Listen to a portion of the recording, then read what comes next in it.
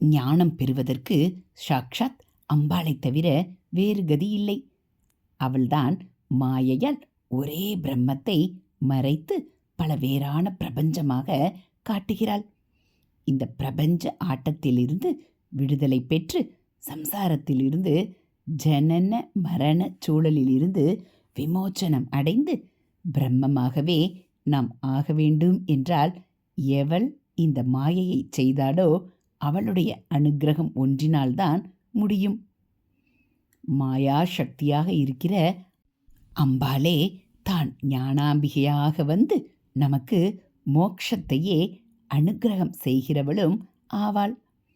ஹரஹர சங்கர ஜெய ஜெய சங்கர, ஹரஹர சங்கர ஜெய ஜெய சங்கர. மகா பெரியவா சரணம். இது மகா பெரியவா அருள்வாக்கு.